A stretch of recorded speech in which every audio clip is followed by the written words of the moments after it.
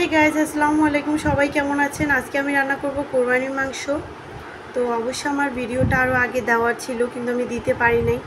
পেঁয়াজ রসুন আদা সব কিছু একসাথে বাদাম সহকারে বেটে আমি দিয়ে দিয়েছি। মাংসটা আমি খুব ভালো করে ধুয়ে নিয়েছি। তারপর কিছু পরিমাণ পেঁয়াজ দিয়ে দিয়েছি। এখানে হলুদ গুঁড়া জিরা গুঁড়া তারপরে সব কিছু এখানে আমাদের মানে মশলাপাতি আর কি, অন্য কিছু আর দিতে হয় না, এখানেই সব কিছু দেওয়া আছে। তো আমি কিছু সয়াবিন তেল আর কিছু সরষের তেল দিয়ে খুব ভালো করে এটা মেখে নিব। খুব ভালো করে মেখে আমি এটা কষাইতে দিয়ে দিব। অনেকক্ষণ ধরে আমি অপেক্ষা করব, এটা যতক্ষণ না পর্যন্ত এটা মানে না হচ্ছে। কষানির মধ্যে আমার মাংসটা হয়ে যাবে। আলহামদুলিল্লাহ কোরবানি মাংস তো এমনিতেই যেভাবে দিবেন এভাবেই মজা হবে।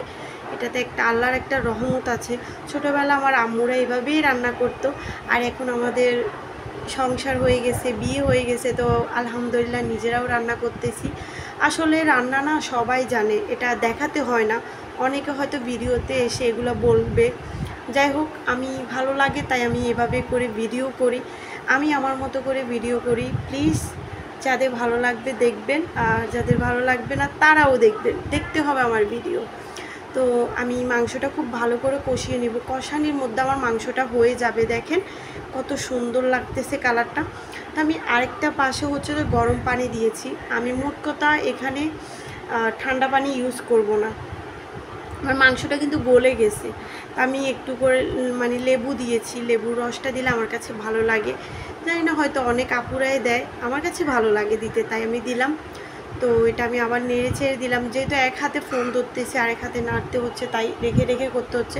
আমার এটা ভালোভাবে কষানি হয়েছে। এখন আমি গরম যে পানিটা উতরাইও ওটা দিয়ে দিয়েছি। পুরো অনেকগুলো পানি হয়ে গেছে। আসলে বাবুরাও কান্নাকাটি করতেছে, তো আমি তাড়াতাড়ি করতেছি, তার জন্য ভয়েসগুলো হয়তো অনেক জায়গায় ভুল আসতেছে। সবাই ক্ষমা দৃষ্টিতে দেখবেন কোনো জায়গায় ভুল হলে।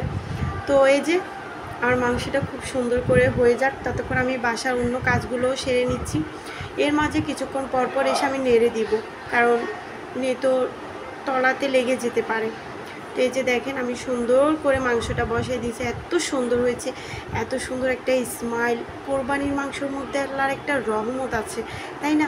তো দেখেন আমার মাংসটা হয়ে গেছে। অনেকগুলো ভিডিও এখানে কেটে গেছে, সরি, সবাই ক্ষমা করবেন, অনেকগুলো ভিডিও কেটে গেছে। তো মাশাআল্লাহ আমার মাংসটা অনেক সুন্দর হয়েছে। জাস্ট একটু গ্রানের জন্য কয়েকটা কাজ